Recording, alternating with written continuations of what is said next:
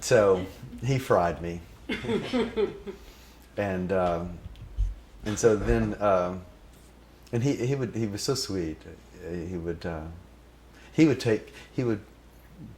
go look at me. I sat beside him many times, and he would grab me by the nape of the neck. He goes, "You don't know how to sit, breathe, anything." And he goes, "Now here, make my hand." Put his hand, and he would move my body with his hands, and put his hand. He said, "Now make my hand move."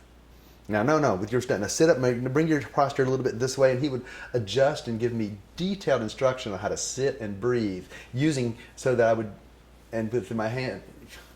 And then he'd go, "Yeah, that's it. Now see how you do it," and he, with his own body, instruct me. And I remember one night he was doing this, and he goes, "Okay, that's it," and he just then goes like this, and just does one of his empowering gazes, and he goes, and he lets go, and he goes, "Now let go."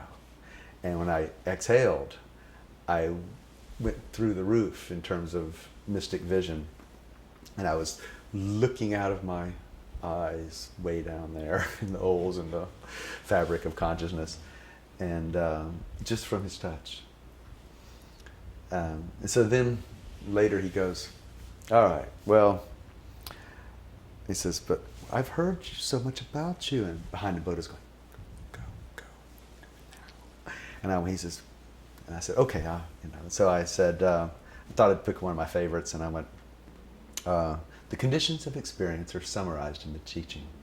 The conditions of experience as a summary or circle of pairs. When the whole affair of arising is clearly seen, it is felt to be an irreducible dilemma.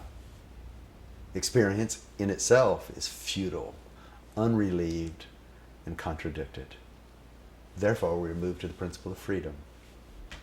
Experience for the devotee duplicates a field of contradictions, even in the case of realization of truth.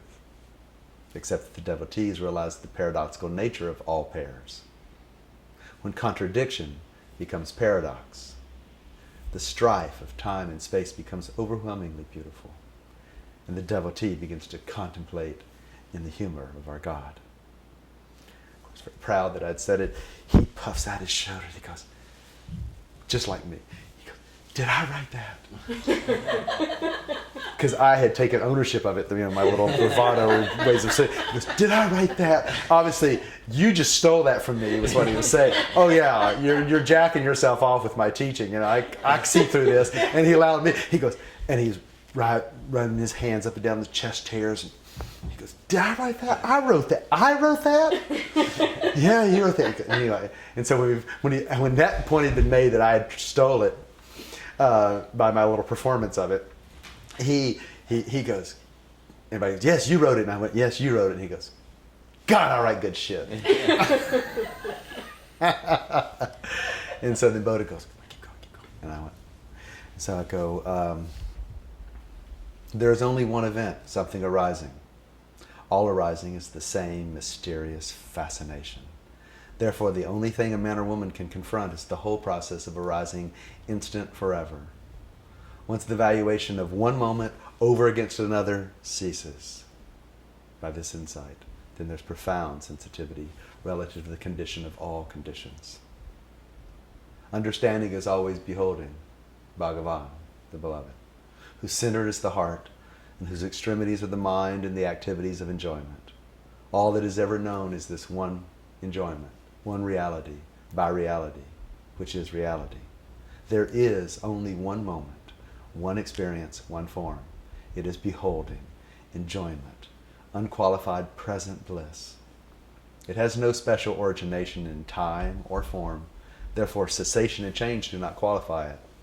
These things continue as before, as forms churning in the light, cycling about the sun, resolving and dissolving in an endless pattern of enjoyment, as the lover turns herself before her loved one." And I strung things together like that, because that was first from the enlightenment of the whole body, and the second from need of listening. And I kept going like that for several minutes. And he had his fun with me at that. But then later he goes, "Okay, Frank, I've got another one for you." Okay. And he goes, "Now this time I want you just to relax. Don't try to get it in the same way. Just receive. He gave me several instructions like that for a minute or so, of just receiving it in toto, in fullness. And it was the last poem. And he looked at me. It was a very dramatic moment. And everything got very quiet. And he picked up the poem and he looked me right in the eyes. And he'd read a line and he would look at me to make sure, till I got it, to the transmission of the intelligence. And it went like this: everybody is an island, for it's one. The I, adrift in space, is masted to the earth core. The body, bright, rising slightly on the ocean, the currents of life light. A single tree is rising there, antenna to the sky of mind. A plant of nerves, its root in sex and foliated brain. That tree surveys the earth and sky, the mindful scene, the move of life, and would uncapture this attentive eye. How can this island fly or drown? To what space can space be gone? This I will be forgotten, and the source of I is found. And we looked at each other, eye to eye, for the longest time. And eye to eye with him, in love, in this transcendental appreciation of the body-mind, until there was only his eyes, there was only his eyes looking out of mine into his. So there was only one person adoring. It was infinite love, and the only thing left, my entire visual field had collapsed except for his eyes. And as we were vaulted in this beatific transcendental consciousness, and I was floating in infinite joy in his eyes, he goes, okay, great, recite it to us now.